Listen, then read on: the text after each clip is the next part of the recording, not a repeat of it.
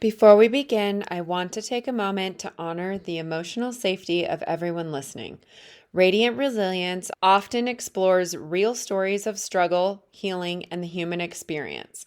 Because of that, episodes may include sensitive or triggering topics. Specific topics for each episode are listed in the episode description, so please check there to determine if this conversation feels right for you today. This podcast is meant to offer connection, understanding, and shared humanity, but it is not a substitute for professional advice or support. If you find yourself needing help, please reach out to qualified professionals or trusted resources in your life. Your mental and emotional well-being matters deeply here. Thank you for your courage, your openness, and for joining me in this space of compassion and resilience.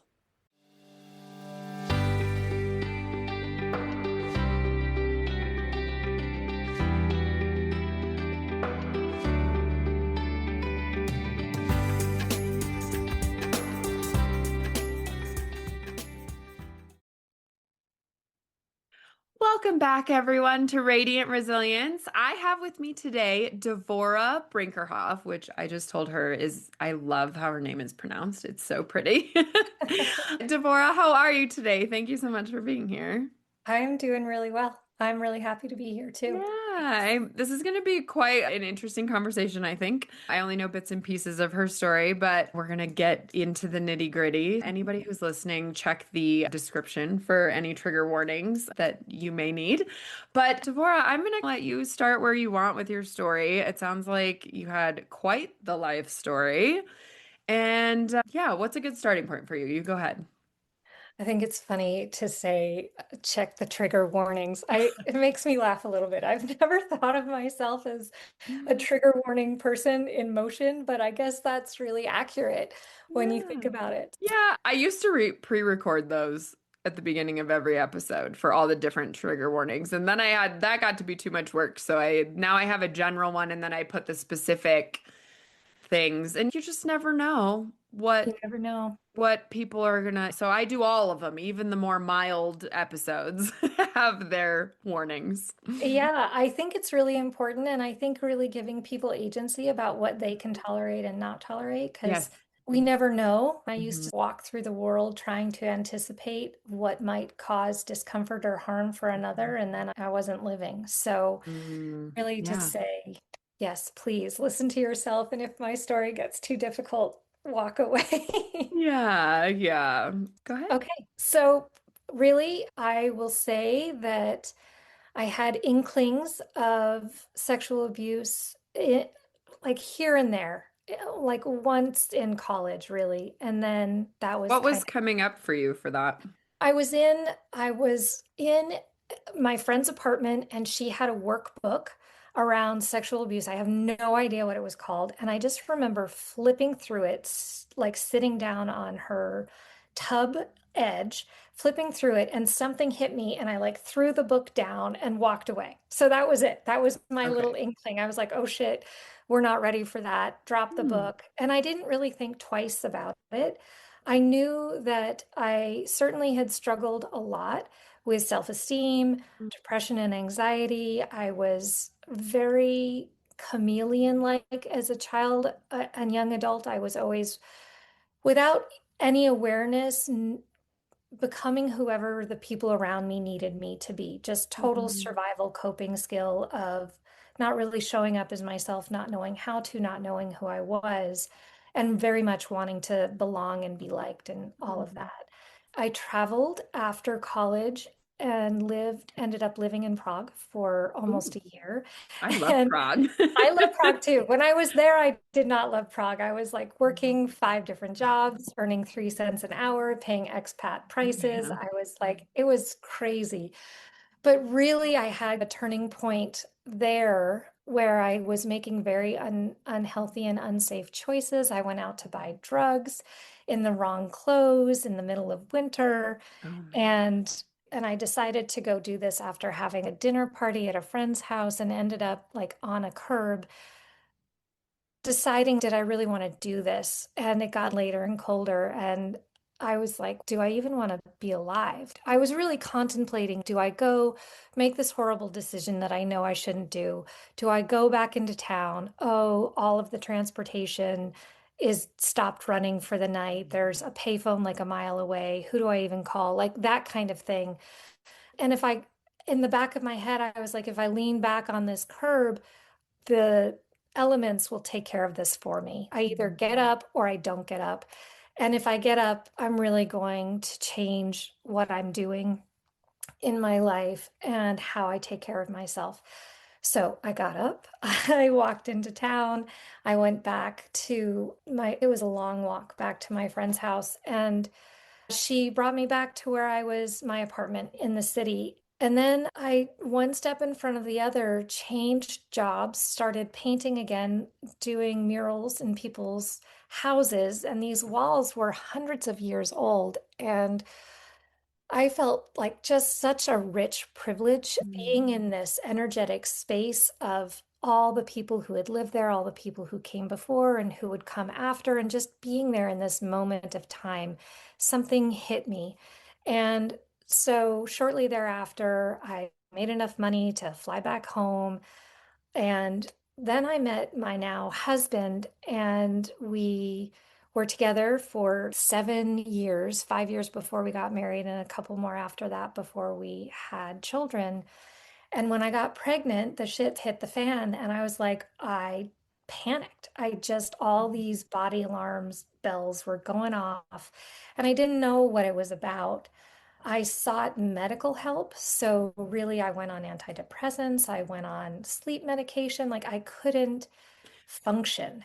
Was it And from the minute you found out you were pregnant, or was this like further into the it was pregnancy? it was a little bit further into the pregnancy. I happened to be one of those people who was sick all the time, all day long, every day for 9 months. Mm, And it was just, I was miserable and I was scared and I didn't feel like myself. I felt like mm, I had a foreign object in my body that I didn't want to have. And I did not understand that because I had been so excited to get pregnant.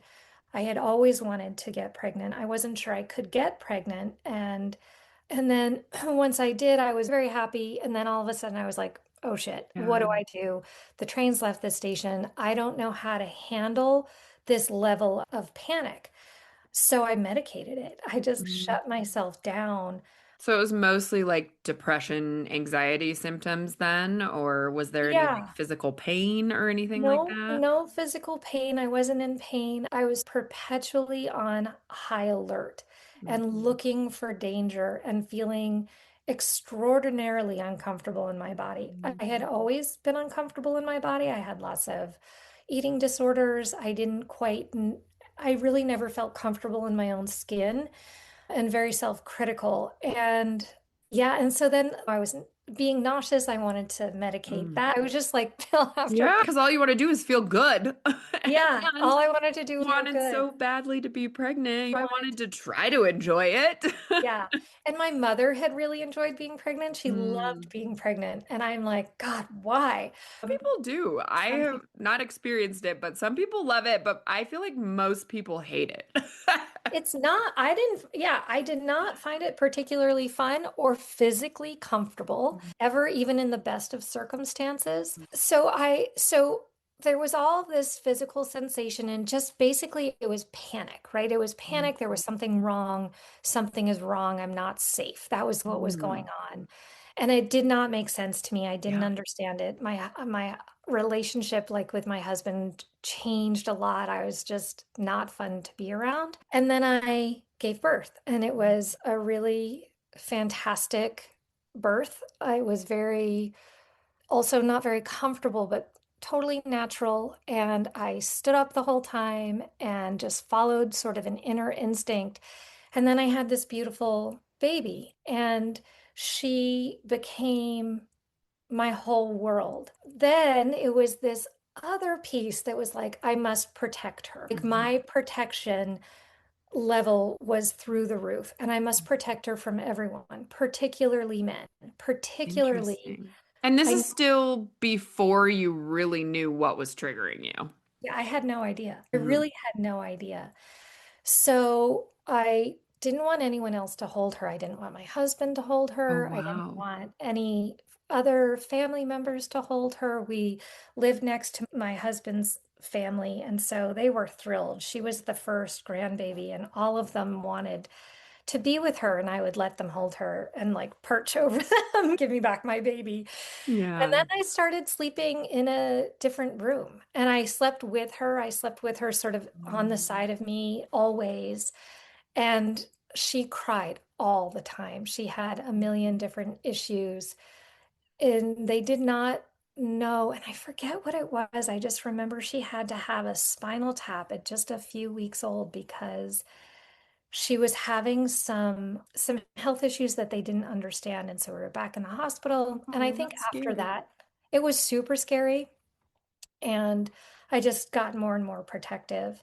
Yeah. She was fine. And I learned to start advocating for her in very clear and serious ways. I think I just stopped trusting other people to care for her. Mm. And life continued, right? She grew up, she got a little older, and as we were preparing to have another child, we took her into therapy just for the preparation for having a sibling. Yeah. And in those sessions, the therapist was like, I think she's exhibiting some strange behaviors that indicate sexual harm. And I'm like, no, that You're like, cannot. I have been watching her 24/7 and no one else has touched her. That's exactly right. Yeah. And I was like, this can't be. Oh. And the therapist was like, that's okay. And I would just take this into consideration. How old And was she? Your she daughter? was 3. She was Oh, just a wow. little bit under 3. So she was really little. She was probably 2.5 because I was pregnant and Mm. she was 3 when my son was born. And Okay. so we were really like focusing on getting ready for a sibling in therapy. And I'm sure, because I know this therapist well, that the therapist really worked with her around the possibility of sexual harm Wow. and allowing her to explore that. She didn't talk with me about that, but I believe that she was really supporting her with that. And then my son was born, and he was a home birth, and he was a much easier pregnancy because I was like, oh, I know what I'm getting into, and I'm Yeah. okay. And he was a really good sleeper and a really good nurser. And so it was a much better experience. And then about 18 months later, when he went into preschool, between 18 months and 2, he really started to act different. And he wanted to wear a lot of extra clothes. And he had potty trained really early and then wanted to start wearing diapers again. And if they had little fire drills at the preschool, he would freeze and drop to the ground and get into the fetal position and would become catatonic. Oh my God. And I took him out of that preschool and brought him. I need to back up because one between actually it's hard the timeline. And when he started showing signs, we brought him back to the same therapist. And I was like, there's something going on. And so she said, have you ever been sexually abused? And I was like, I don't know. It's occurred to me. And she said, Mm. I'd really like to help you. And Oh, so I started seeing her. It started a 10-year process oh of my gosh. uncovering my own history of sexual abuse that was happening concurrently or at the same timeline as when my children were also Wow. like working through it and figuring it out. And so that became it became incredibly good, right? Like it's very powerful, but it was incredibly painful. On the one hand, my life started to make sense. I could understand why I had made the choices I had made as a young person in terms of who I had dated, how I behaved during puberty, which was just like a mess. I didn't let anyone Yeah. touch me. And so all these pieces started to fall into place. but I was terrified for my kids. And it was my son and his reactions that were so strong that really let us sink into what might be happening to them. And so then the question really became, I didn't know who had harmed me, and we didn't know who was harming our child.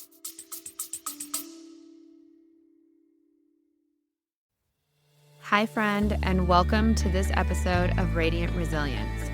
We are always looking for new guests on the podcast. I want to highlight you if you have a story of resilience that inspires others. Everyone has a story, and I believe that sharing yours can help others feel less alone. Are you ready to share your journey and inspire others? I want to hear from you. Every story has the power to impact lives and foster a supportive community. If you have a tale of overcoming adversity, personal growth, or a unique perspective on life's challenges, I would love to have you as a guest on the podcast. To become a guest, please email us directly at radiantresiliencepodcast@gmail.com or click the link in the show notes to become a guest. Join us in spreading hope, strength, and inspiration one story at a time. Be brave and share your story so others feel less alone. I hope to see you soon.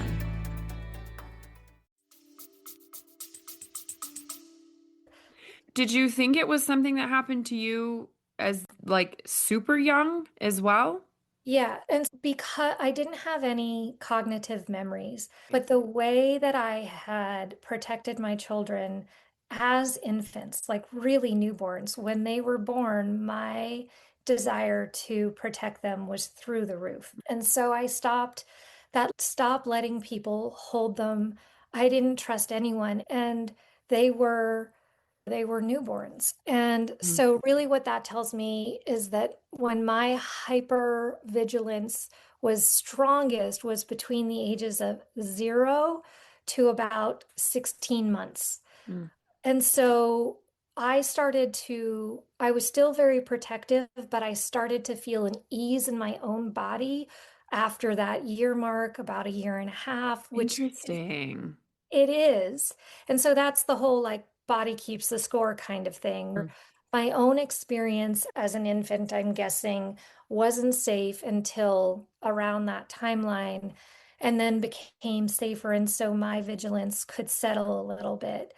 My children always went to their grandparents' house every Wednesday and gave my husband and I a date night. Sure. And so that was amazing. And the kids loved their grandparents. And this is my husband's father and his second wife. Okay. And at the time, she had three children, and two of whom were living at home. Okay. I believe maybe three for part of it, but it was the two younger ones that were living at home. And over the years, my son in particular started acting weird about going over to their house and then started to have issues with going to the bathroom. And if he needed to go to the bathroom, he wouldn't let his grandmother help him. And then he would start losing control of his ability to hold his bowels. We were like, what is going on? So we didn't, we were starting to put the pieces together, but we couldn't understand and we didn't it was so confusing because they had such a great relationship with the grandparents. So we're like, there's Mhm. no way that that's who's causing harm. And it never occurred to us that it could be step uncles. It just did not occur to us. And even though our world was, we were watching the kids more and more, we knew they had been harmed, but we were looking in the wrong direction, even though Well, you don't want to believe that family is going to do that either. And especially if they're people you've known and trusted for a long time. I guess it's you never fully know with step parents because they haven't been around the entire time, but right? Even parents, right? Mm. Because that's easy. It's easy access, and it's statistically almost always somebody that we know Mm. because we trust them, or we're manipulated or groomed, as they say. Yeah. So we were just having this sort of. I remember going on a vacation with them, and my son was at the height of his expression, and when the step uncle arrived, the his behavior just accelerated. It was through the roof. Mm, He So he always wanted to bathe. And I appreciate this therapist so much because she guided me through it. She was like, he gets to bathe whenever he wants. You cannot help him. You can give him the soap, you can suggest what to do with it, mm, but you cannot touch his body. He needs to be in charge of mm. his body. He didn't want to use liquid soap. He wanted to use bar soap. He didn't like being sticky anywhere on his face or hands. He was Interesting. Yeah, so think about fluids that are sticky. Mm. And yeah, so he was really telling us all the time. So In the while only way he knew how to tell you. in the only ways he knew how. And Yeah. so, like in therapy, he would, and I don't know if you want to go into details because that's rather, it's upsetting what he did in therapy. And it's Yeah. also really beautiful, like the Mm, ways in which children are able to express themselves, but it was extremely explicit. And the mm, therapist was like, I will say, I wait in the waiting room, and they were both seeing her. And she came out one day and was like, he made such a breakthrough. I'm so excited. And let me show you what he did. And I just burst into tears. Like it was so incredibly upsetting to see what he had um, created and to picture my child being harmed in this way. So mm. I'll say that it included duct tape and, and, and a lot of just indicators of where he had been harmed and what it had Mm. felt like to him physically. So, both with color and like penetrating this doll in places that were irrevocable. And Wow. so it was extremely upsetting. I burst into tears, and she's like, "Oh, I see this all the time. Of course, Hmm. this is hard for you." And I was just overwhelmed by it, but also really grateful that he was able to get this out of his body, which I was not able to do. I had held sexual trauma Yeah. in my body for 32 years and then some before I started to unravel the energy of it in my own body. And so his behavior escalated on that vacation, and then the boys left, the uncles left Can early. I ask how old the uncles were? I'm not totally sure. Young That's fine. adults, like 19-ish. Okay. Yeah. So Not that it really matters because I, either way it's not good, but I and was it's just just, curious.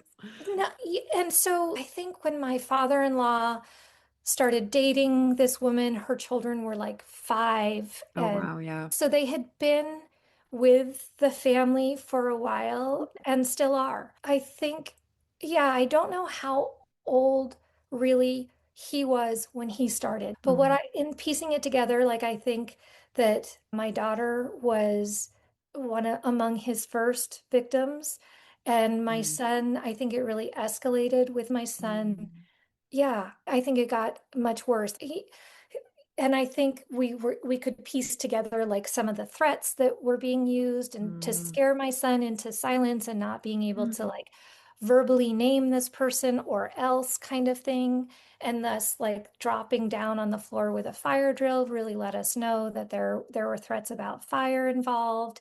We had a yeah, Crazy. it is crazy. And but I think it's very common, right? It's how we silence children, and he was terrified. Like he was just Yeah. absolutely terrified on so many different levels. Yeah. And so when the uncles and cousins left, his behavior just settled, right? Like he returned to his playful self, his like, I don't need to I don't need to have a tub 5 times a day. I don't need to scrub myself raw. I can just be a kid. And Mm, so there's that wonderful thing about how resilient they are too. And so we were driving back after this vacation, my husband and we all drove separately. It was a long trip. And my husband and I were just like, holy shit, there's no denying who this is now. mm. Like, we know who this is. And we can't pretend that we don't know. We can't bury it. Well, So yeah. what are we going to do? Like, how can we possibly, what are we going to do? So we did bury it. We buried it for about a month and a half when we went to a barbecue, getting everybody together, extended family, showing photos for a barbecue. And he was there. The uncle was there. And my son just stood in front of him, stock still, staring him in the eye, and lost control of his bowels. And I was like, oh my God. If you needed a clearer sign. So I picked up my kid. Wow. I told my husband, I'm like going home and I'll see you at home. And this was late fall, September. And shortly thereafter, in October, my husband said, Dad, I need to meet with you and talk to you and let you know what's going on. So the two of them met, and my husband said everything that we had learned. And his father was like, okay, that makes sense to me. We'll get him the help we need. And our one contingent was we just can't have him at the house if the kids are going to be there. Yeah. And we are not going to come to dinner when he's there until there's some sort of accountability and recognition and a promise for safety that he tells our children, like, I will never touch you again, so that they are safe. And then we'll work from there. I didn't believe in the justice system. I didn't think that any sort of any sort of punitive response in that way was helpful to anybody. I think in certain cases it is, but not in ours. But there were enough people that reported what had happened to our children. We went through DCFS, Mhm. and there was some like getting the police involved, and that I really regret because it absolutely traumatized our children. Oh. And It's so hard to know if those situations are the right way because you want these people held accountable, but at the same time, you're going to have to, a lot of the times the kids have to go through that again and talk about it and in order for that to happen.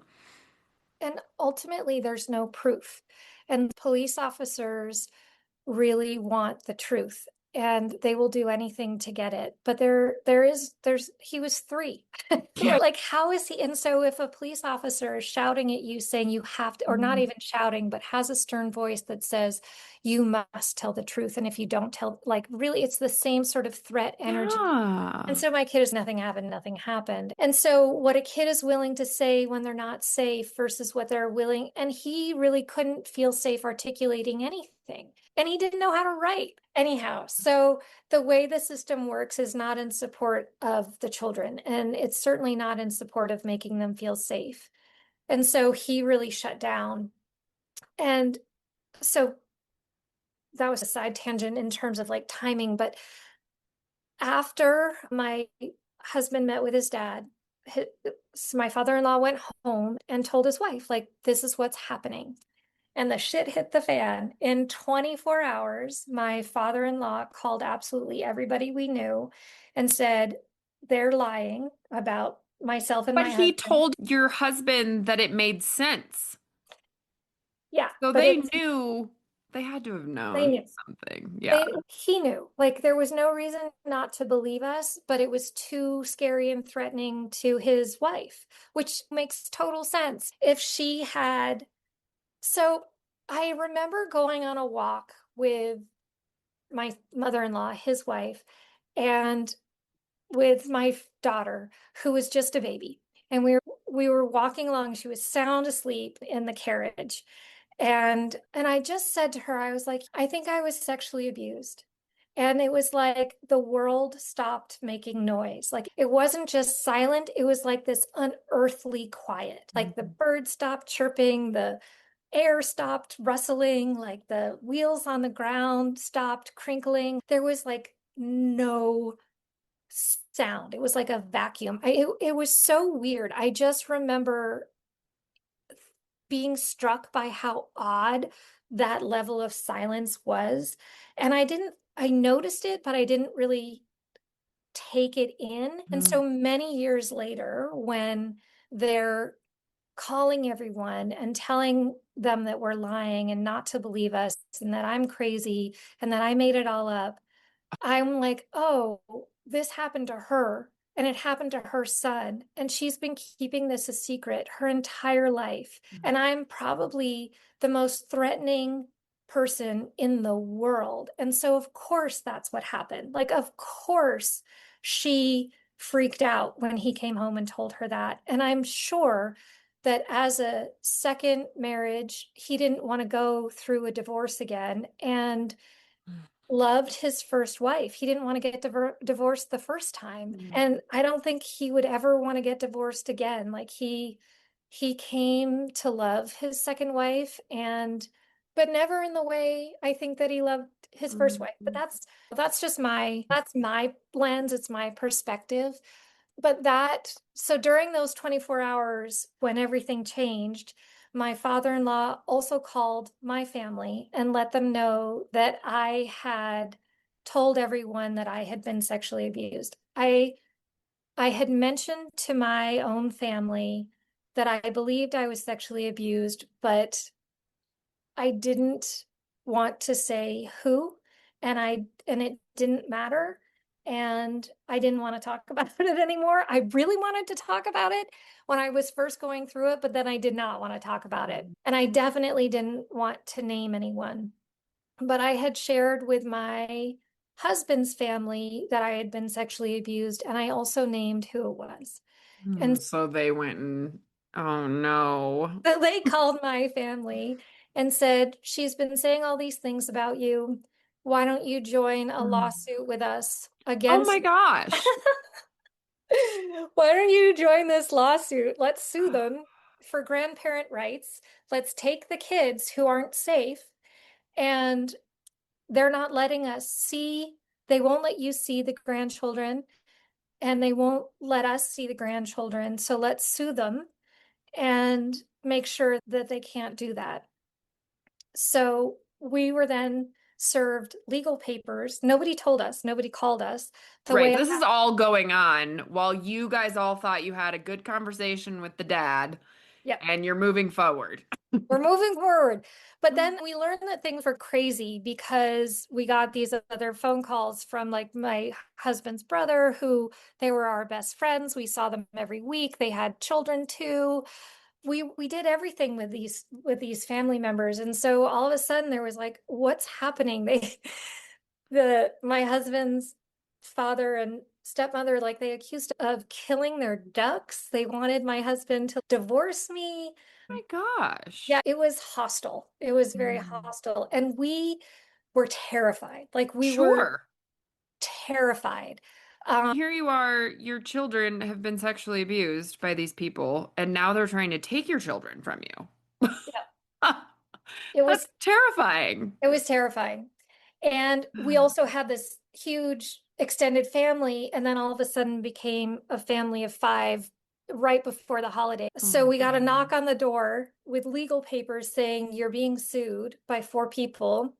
And then I received a letter of excommunication from my parents saying, we never want to see you again. You're out Oh of the my family. gosh, Devorah, that's heartbreaking. It That's was just, it was heartbreaking. It was heartbreaking. I was devastated. I was so confused. And from my perspective, I was like, what is happening? Why didn't they call me? nobody felt the need to call and corroborate the story or anything. And I was terrified of my family too, right? I was like, oh shit. Like now they have information about me that I wasn't willing to share with them. They all called me a liar for that. They called me manipulative. They called me, yeah, untruthful. And they hated me because I was talking about something that hurt another person in our family deeply, deeply. It's really interesting to me because I don't think this story is that uncommon, which is I don't either. unfortunate, right? Like how this is why a lot of women never came forward because people just wouldn't believe them. And it just boggles my mind that they make you it's your fault or you're the crazy person and we need to protect the abuser, which is just absolutely like what why is that a better choice than confronting the abuser in the situation? And I don't know, like you said, these people had it happen to them. I think that's it continues the cycle. And so I feel for them in that regard, but at the same time, like that doesn't mean they're not supposed to be held accountable. It's crazy. I'm Well, and so sorry. how do you hold people accountable? And how do you make this a safe enough topic that we don't demonize the people who are causing harm? Because we want to demonize them and we want them to be like, stay away from that person based on how they look, what they're wearing, how they walk, how they speak, what's the look in their eye, like how. So like there you cannot pinpoint good and bad. We Mm, have it within us, right? It's within mhm, us. And I can look back on my own life and having it suppressed and having it so buried. I made terrible choices mm, growing up. I lied all the time. I stole all the time. I didn't know who I was. I didn't, I couldn't understand. I didn't know what safety was. Like when you don't know, and none of it was on purpose, none of it was what am the word am I trying to say? Malicious. I right. just was responding to life. I was reacting from this place that was unconscious inside of me. And so when I think about the people who harm my children, I feel like they were doing the same thing, that they Mhm. didn't know any better. And That's gotta be, I applaud you for having that. Not wanting to murder them, but there was that. I remember feeling so rageful. They're accusing angry. me of Yeah. killing their ducks, which I could never do. I'm the person who like feels guilty about killing mosquitoes. So Yeah. I do though. Mosquitoes are fine. Maybe even spiders. I'll get Oh, on see, board with like I that one take the too. spiders out. They freak me out. I'm terrified of spiders, but I'm like, okay, we're gonna get outside together. Anyhow, like it doesn't serve the greater good Yeah. to punish, like what happens? And so this launched me down this road of becoming a victim offender mediator because I got on these sites where people were anonymously talking about being perpetrators because they couldn't talk about it anywhere else. And they were Mhm. dedicated to not harming children, but they were undoubtedly attracted to children. So, what does it Wow. mean when you're 10 years old and you start and you enter into puberty and you're like, yeah, that other 10-year-old or 11 or 12 or whenever it is, that 10-year-old's pretty good looking. I like feel something in my body. And then you get to be 12 and the 10-year-old is still really attractive. And then you're 14 and 10, and then you're 16, but still 10. And so I think there are people out there who there is a spectrum of who we're attracted to. And I didn't want, like, how do you deal with that? Mhm. Sexuality is an enormous part of being a human, not for everyone. Yeah. I think people who are naturally attracted to children, I think there are some who were born that way, and I think there are some who were harmed themselves. Mhm. So when those brain paths wire that way or with violence or whatever, like that is going to be part of your proclivity. And so we need to be able to talk about it. And if a kid is coming to a therapist and saying, I have these desires, and the therapist freaks out and has Mm. to report them, they're never going to tell the truth. And that Yeah. happens more often than in They can't even really get the help they need, is what you're saying. Mhm. exactly. So, how do we do it? Because believe me, I do not condone this behavior at all. I Right. wanted to kill the person who was harming my children. I didn't. I had moments, right? Like I didn't really want to. I I mean, the wanted anger, though. accountability. Oh, yeah, rage, not anger. Like Mm. overwhelming physical rage. Like we Yeah. would take our kids out and we would go buy like plates and glasses from the Goodwill, or the DI was what it was where we lived, and smash them. Like we would go and Mm. just break plates. But first we would say, draw his face on the plate. Now Mm. smash it. And let's make this, and this represents this person. Let's freeze it and then put it down the disposal. Let's set it on fire. Let's cast a spell and put it back to the earth. So we worked with our kids in every way to get this out of their body so that they didn't have to suppress it in the same ways that I did. Mm. And I think that it can be ambiguous enough to miss. Like with my daughter, it was ambiguous enough to say this couldn't possibly happen. That was Mm. so easy. And it Mhm. could be because my daughter was just better at suppressing it than my son Yeah. was. So you just never know. Yeah. Um, so like my kids were the first soul portraits. Like we were making artwork. They were tearing paper up. My daughter made this beautiful painting of fire and just put a match that was unlit. Like she just taped a match in front of it. It was gorgeous. And, Wow. and it was just like, holy shit, you guys are just like, this is how it gets out of your body. This is powerful. It's not just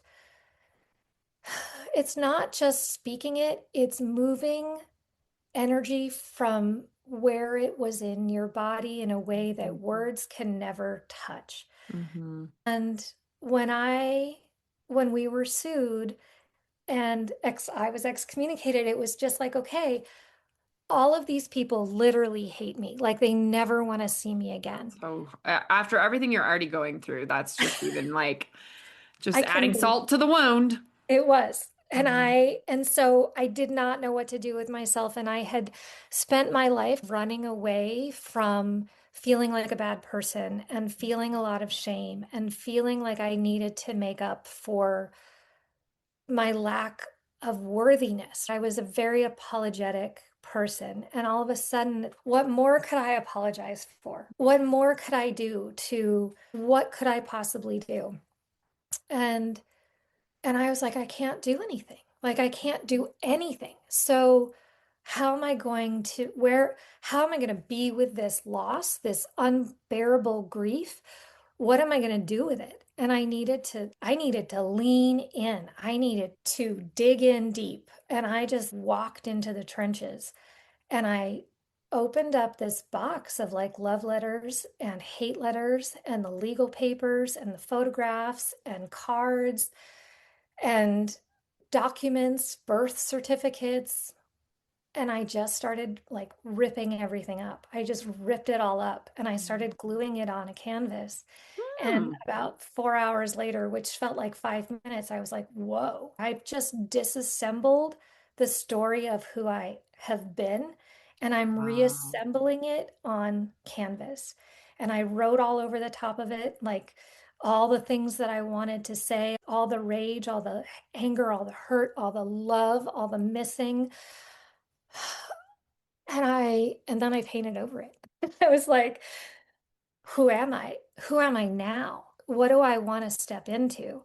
And then I just did that for 5 years, over and over again. Like I stepped back from that first painting and I felt so different. I was just like, Mm. I just got rid of, transmuted, changed what I've been carrying for 40 years in my body in one Mm. afternoon. Wow. And I need to do more of this and more and more. And from that point, I left the galleries. I started opening my studio and offering workshops and commissions. And I started with friends and family and the family that we had, Hmm. and then started offering it to other people. And so that's where I'm at. Mm. So, are you still not speaking to the family? Can I ask what the end of the lawsuit was? I'm assuming you kept your children and that was all good. Yeah, we did. It cost us an enormous amount of money, hundreds of Yeah. thousands of dollars to fight a lawsuit. It costs about 30, 60, maybe $300 to file a lawsuit, but it costs an awful lot to fight one. They didn't have a case, right? My husband and I were an intact marriage. Yeah. There was no harm being done to our children by us that they could find. We were certainly investigated. So they couldn't win, and we settled in mediation, but it was horrible. And it took many years for my family and I to come back. I wasn't sure. I was at first desperate to be connected to them. And as Sure. that connection started to grow, I was like, I'm still really scared. I don't know how to be myself. I feel like I need to pretend and I need to be careful and I need to make sure I don't hurt any feelings. And then I'm like, what am I doing? Like, Mm. why would I possibly care about, like, how do I want to be with myself inside of this relationship. Like, how can I show up? And I refuse to pretend that my abuse didn't happen. You don't Mm. have to believe me and you don't have to agree with me, but I'm not going to say that it didn't happen. And I'm not going to say that I believe it's somebody else. I'm going to stay with that, and you can have me or not have me, but that is my boundary and that's not changing. And that's your Take it truth. That's my truth. Take it or leave it. You don't have to agree. We don't have to talk about it, but this is non-negotiable.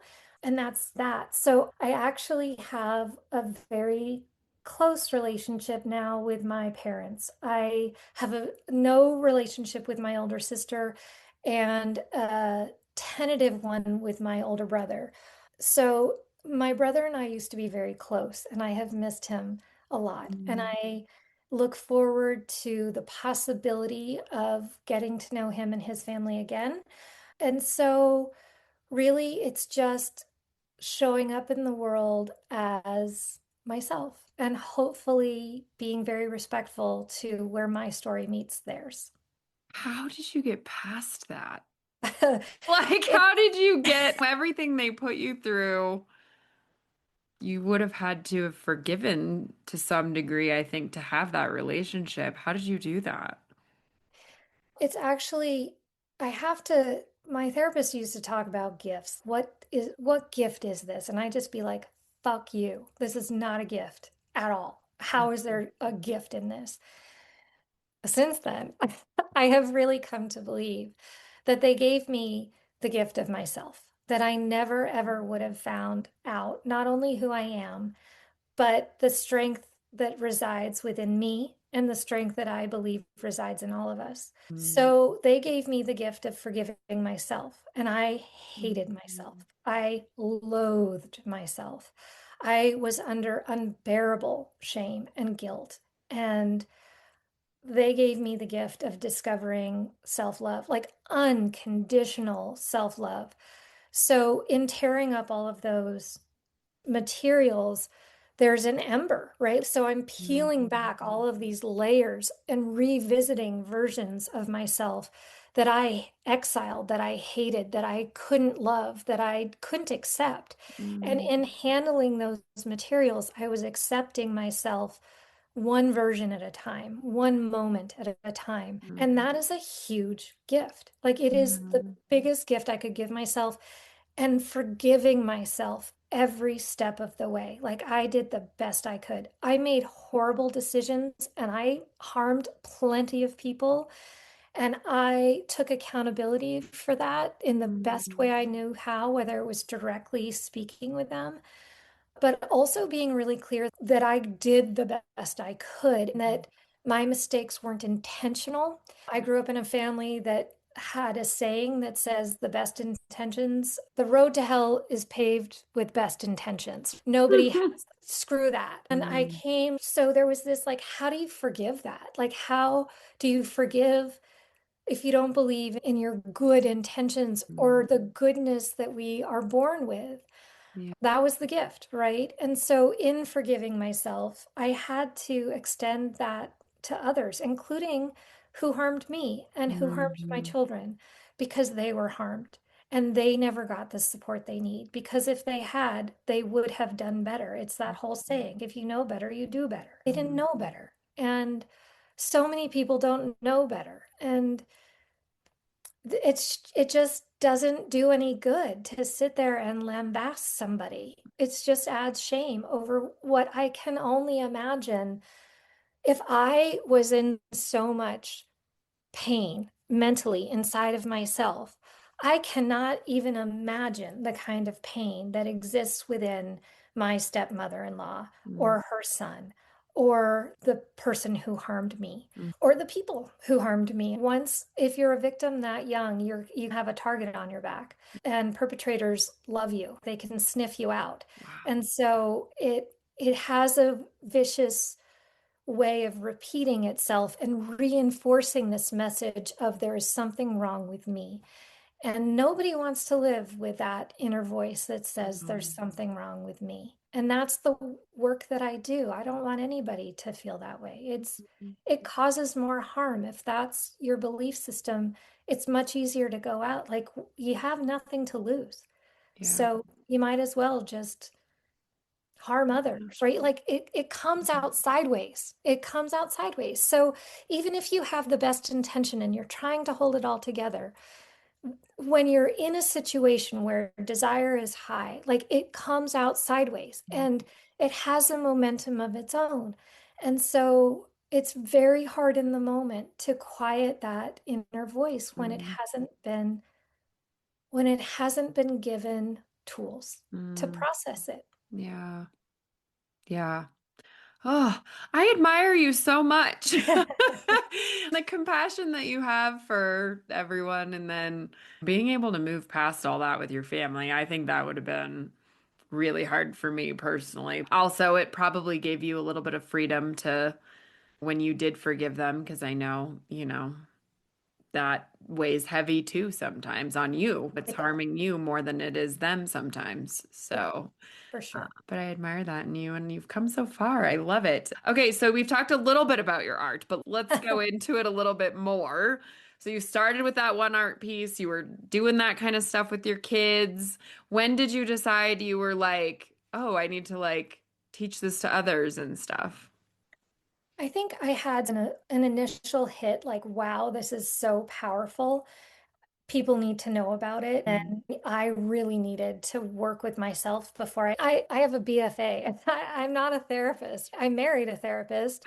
I just wasn't sure. Credentials are a weird thing. I don't have any desire to go back to school.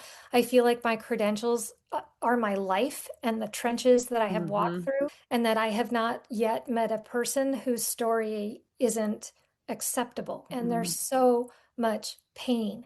So, when I was first working with myself, is really what I'm trying to say is that I just understood the power of this process and Yeah. that we bypass the thinking mind and we get to the really deep places where our inner wisdom lives and that we all have that capability. And I'm Mm, pretty passionate about it. And so I don't really care. People come to me and they're like, I'm not creative. And I'm like, you're 100% creative. It's just bullshit. How you're creative, what your creative language is different for everyone. And everyone is their own, they're the only person who can determine how they want to express their creativity. But we're all creative. And so I just have a mission to get people, like, if they resonate with what I teach, to have them go through what I teach, but to really break down the barriers to access creativity. Like, go to mm, karaoke, right? Do what are the open mic nights, or cook an amazing dinner with what you have in your kitchen, or whatever it is, right? Plant your garden, make a mud pie. I don't care what it is, but do it because it changes us. mm, For me, it changes the channel. It turns me away from the personality of Devorah and helps me connect to the inner essence, our beingness. What is that? Our greater consciousness, our higher self. Every single one of us has mm, that ability to tap in. And I appreciated galleries while I was in them, but really it's just a barrier between that creativity and connecting with people who resonate with my work. There's something magical in that intersection that I love. And so when people are responding to my paintings, they're not that my painting might be the catalyst, but they're responding to themselves. And I mm, want them to trust that. They don't need a gallery owner to tell them what real artwork is. mm, They don't like what is an artist. If you're drawing, you're an artist. If you like it, then it's art. Like it's real art, quote unquote. So I'm like, get rid of all the gatekeepers and just have fun. It's yeah. ridiculous. Yeah, let it out. So when you work with people, like what does that look like then? So I run workshops. People can organize a workshop and I come in and lead it. So if it can be around anything, it doesn't have to be the dark and dirty stuff. It can be celebrating years and years of partnership or milestones, or even legacy pieces where a loved one has died and people send me the ashes of that loved one and I fold it into the paint and it becomes Oh, wow. like a living memorial to honor somebody's whole lived experience. So that's like a commission piece. So there's a digital online course, there are workshops, and there's also commission pieces, and then there's prints and artwork. So Yeah. no matter where people are on their spectrum of what they want to call into their home, I think everybody should have original artwork in their house, not Mhm. because it's prestigious, but because it's a connection to your Mm. divinity. It's a connection to your higher self. And I want people to know who they are. I want them to know Yeah. their power. I don't know about you, but I always wish that I knew what I know now in my like 20s. And Totally. mostly because I wish I had more time with it. I wish that through the healing that I've done, I don't know, I have so much more awareness now and compassion, and I feel like it's made me a better person. And I just wanted more, I want more time of that and not the previous Tawny, but Yeah. but Yeah. previous Tawny is what got me here. So you Exactly. have to It's the have it. trenches, right? Like you walked through Yeah. your own trenches, and Mhm. that's how we discover ourselves. Yeah, which I really wish it didn't have to be that way, but it really is that way. I mean, I've done over 100 episodes of this, and it's always the same. Like, no matter what your story is, I wouldn't change it because it made me who I am now. And Exactly. obviously, there's aspects you would change. Nobody wants to be sexually abused or whatever, or loss of a loved one or whatever. But overall, but that's my story, and that's what made me. Unfortunately, we have to go through the hard stuff to grow, which I just don't love, but it is what it is. I think it's true for most of, not Mm. all of us, but it was sure true for me. Yeah. Yeah. So I Yeah. do. I think I agree. Ah, Devorah, thank you so much for sharing this story. I know this was not an easy chat to have, I'm sure. So I appreciate your vulnerability and sharing that and sharing it with others because it isn't a topic that people are comfortable talking about. Yeah. And then I will link all of the ways to get a hold of you in the description and show notes. It looks like there's a lot of ways. You have your website and then all social media platforms. Pretty much. This is the same thing on it's the same thing on every platform. It's not hard on my end. It's just reaches more Yeah. people. Yeah. And so if anybody wants to check out your art or do a workshop or your online course, please take a look at the show notes and description. Devorah, do you have any parting words for my listeners? It's probably getting repetitive, but I would just say you're creative. Like everybody is creative, and to tap into that because it's really your superpower. I love that. And you can help them if they Oh, need I the can. help. They don't need me. That's the other piece of this. I really believe that people can do this on their own. I'm there to support and to guide if they want that, but they do not need me. They have themselves. And I really believe that each of us does have ourselves. I love that. Maybe they just need a little push to get Sure. started, or they need Sure. direction for how to get started. Absolutely. Absolutely. I love doing that. It's my favorite, one of my Yeah. favorite things. Oh, thank you so much again for coming on and doing this. I really appreciate it. It was a lovely conversation. And yeah, thanks everybody for listening, and we'll see you on the next episode. Thank you so much for tuning into today's episode. If you enjoyed our conversation and found value in the stories shared, please consider following us on your preferred podcast platform. Your ratings and reviews make a huge difference. They help us reach more listeners and continue bringing you engaging, insightful content. We appreciate your support and would love to hear your thoughts and feedback. Until next time, keep listening, growing, and sharing.